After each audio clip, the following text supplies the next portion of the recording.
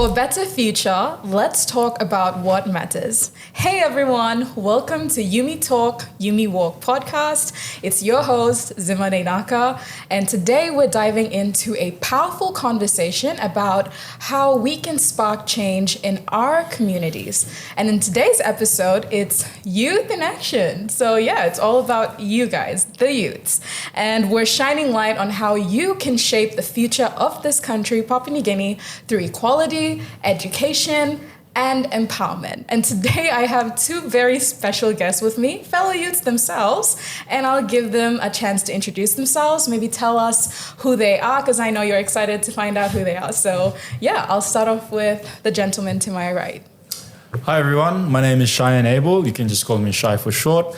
I am a media professional, photographer, and entrepreneur as well.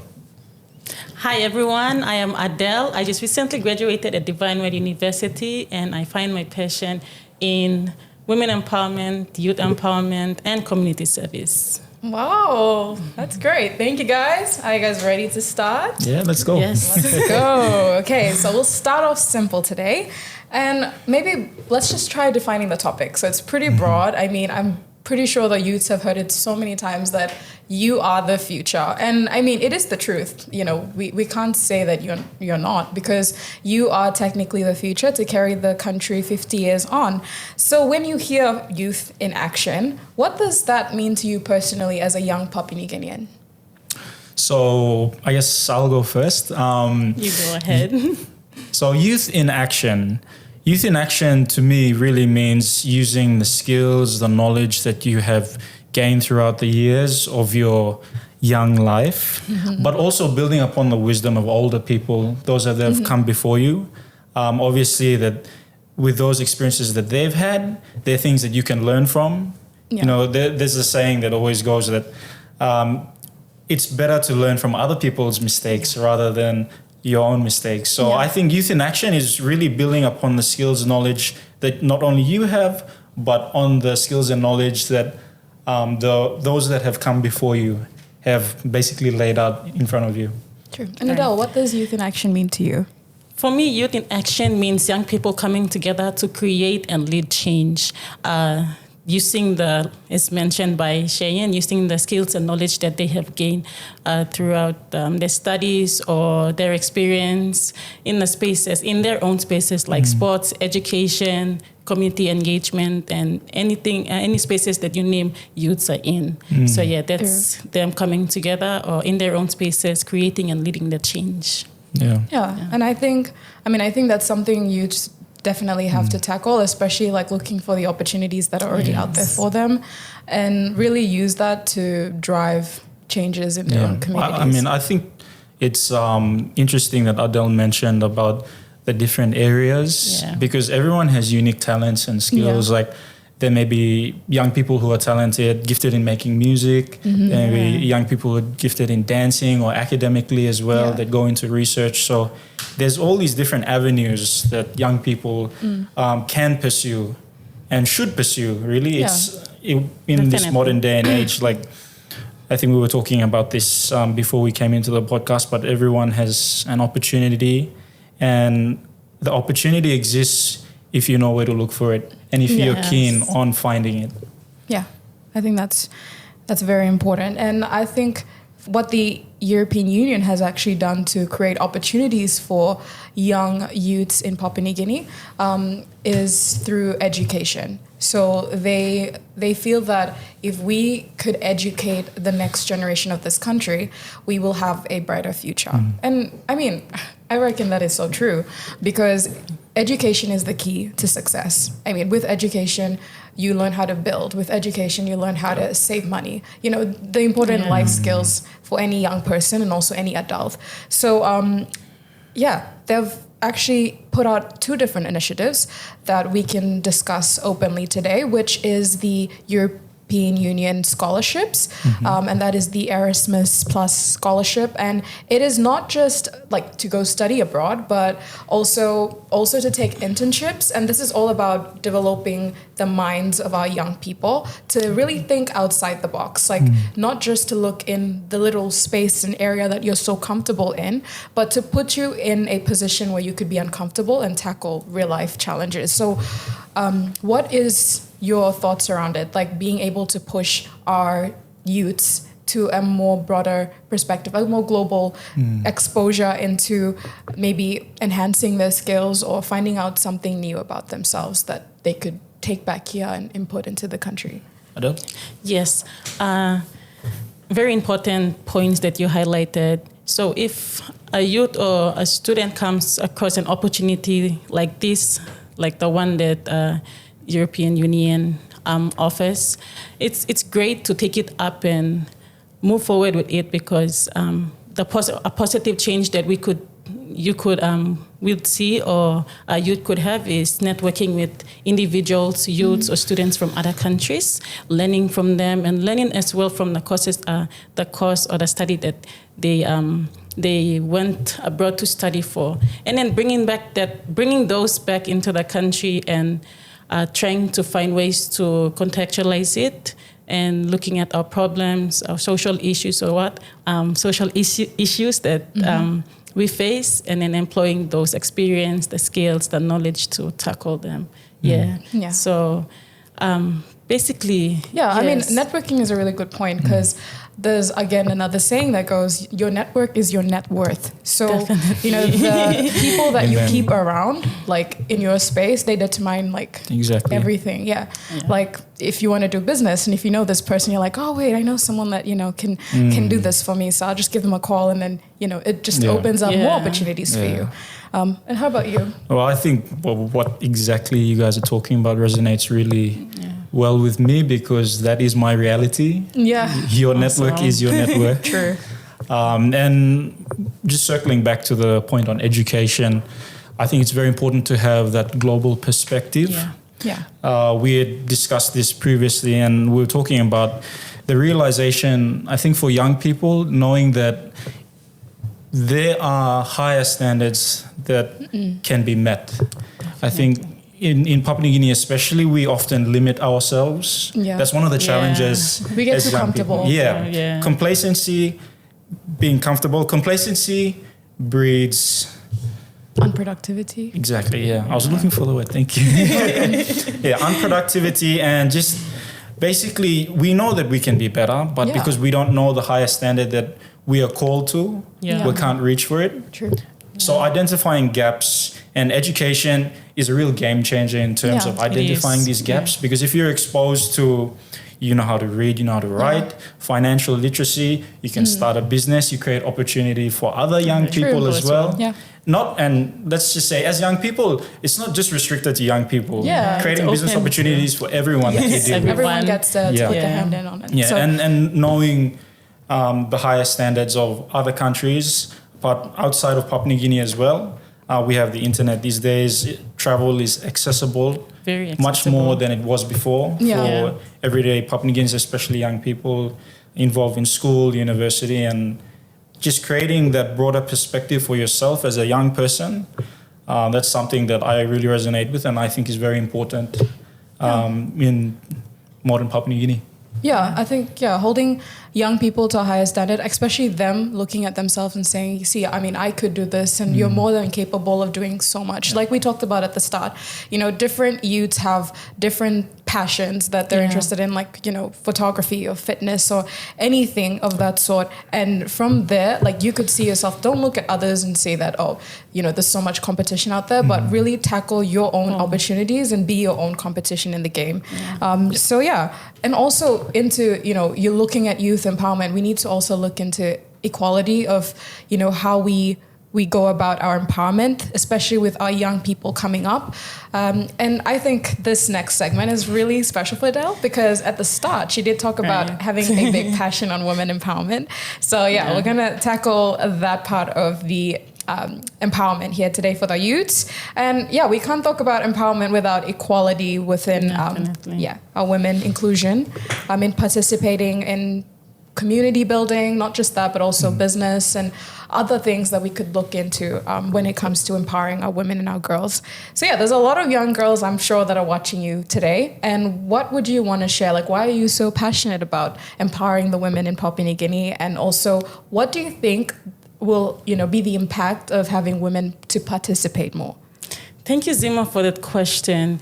Yes, as I've mentioned, my passion lies with women in youth empowerment. This passion started off when I was a student at Divine Word University. I did a lot of community service, and one of the outreach programs that we had was visiting an antenatal ward at Alexis Afen Clinic, and that was to donate to mothers.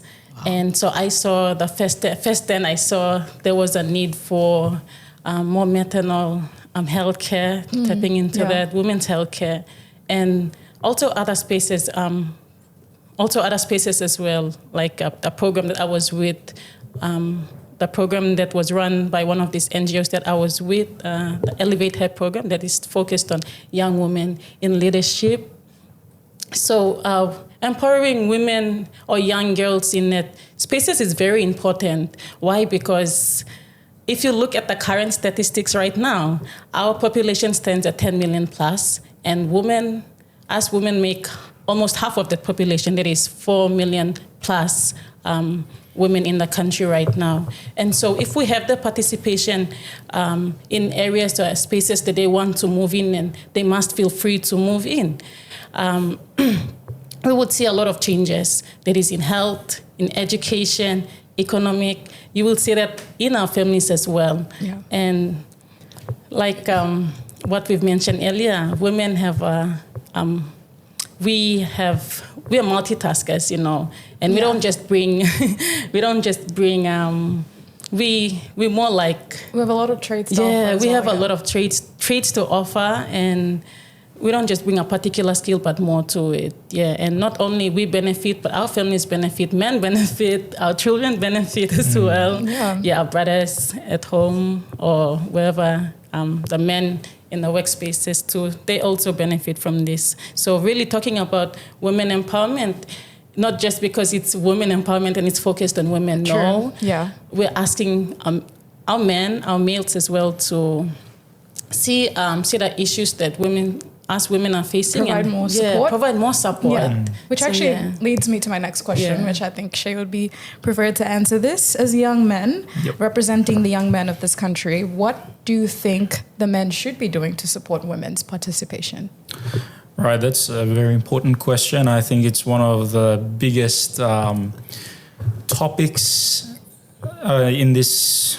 I keep saying modern day and age, but it's the truth. It is the truth. Women's participation, I believe everyone has different abilities and skills, and men and women are skilled at different things. Definitely. It's about coalescing and combining, complementing the skills that each of us have. So whether you're a man, you may be gifted in doing more laborious physical tasks. As women, you probably are more talented at multitasking things, managing things, making sure things get done. Yeah. So I think in our society, it's about complementing one another, not fighting with one another to do the same job.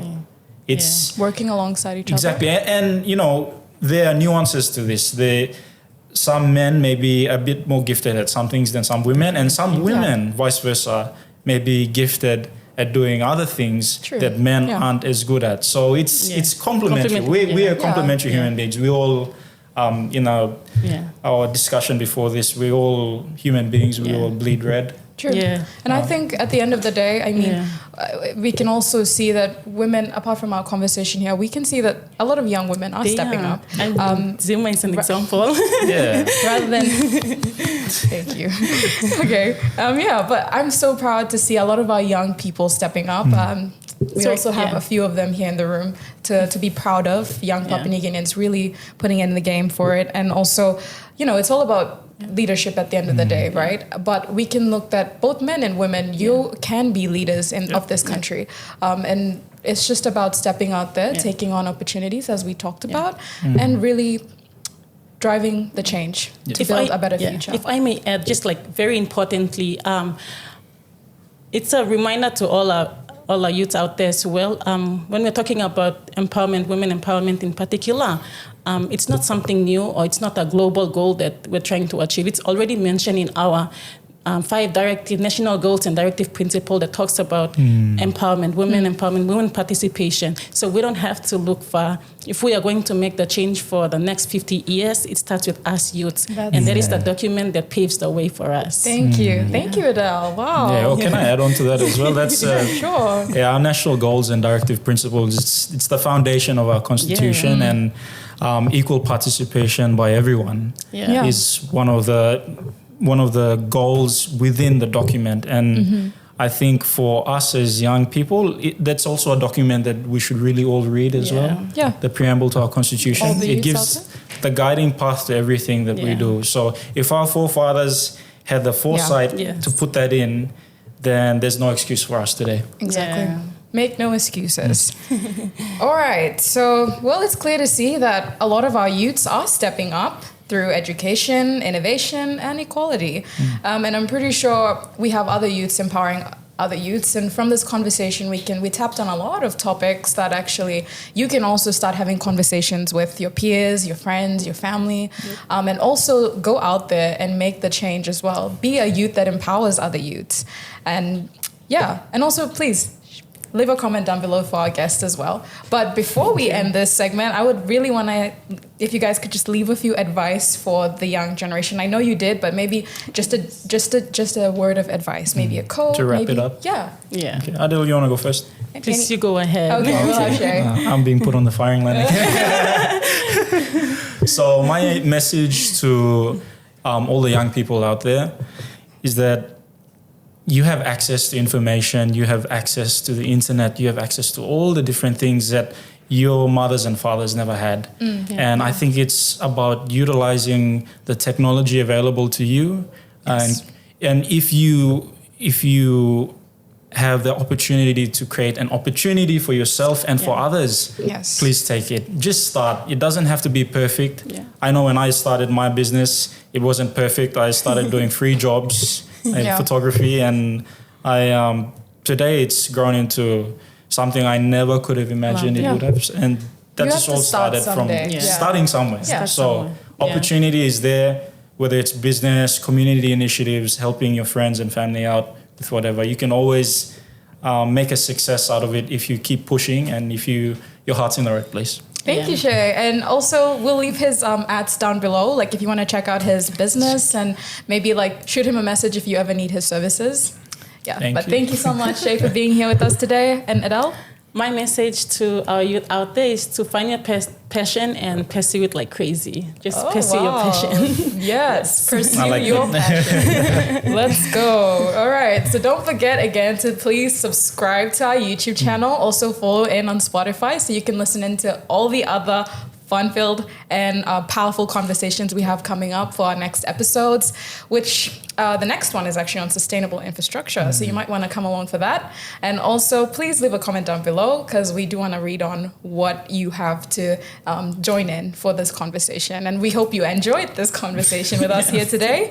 So join us again for another powerful conversation. And remember, change starts with you.